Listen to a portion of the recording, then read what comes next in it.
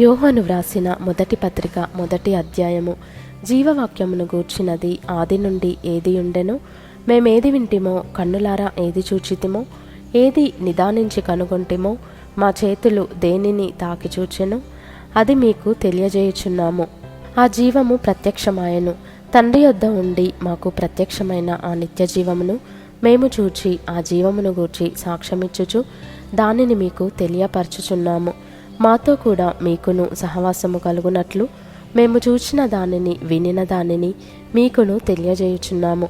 మన సహవాసమైతే తండ్రితో కూడాను ఆయన కుమారుడైన యేసుక్రీస్తుతో కూడాను ఉన్నది. మన సంతోషము పరిపూర్ణమవుటకై మేమీ సంగతులను వ్రాయుచున్నాము.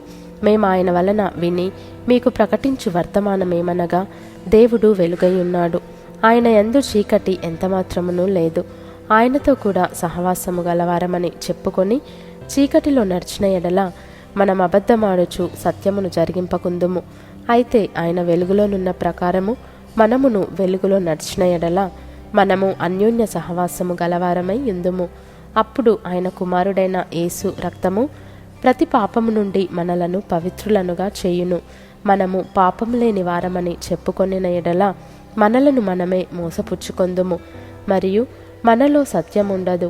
మన పాపములను మనము ఒప్పుకొనిన ఎడల ఆయన నమ్మదగినవాడును నీతిమంతుడును గనుక ఆయన మన పాపములను క్షమించి సమస్త దుర్నీతి నుండి మనలను పవిత్రులనుగా చేయును. మనము పాపము చేయలేదని చెప్పుకొనిన ఎడల ఆయనను అబద్ధికునిగా చేయువారమగుదుము, మరియు ఆయన వాక్యము మనలో ఉండదు.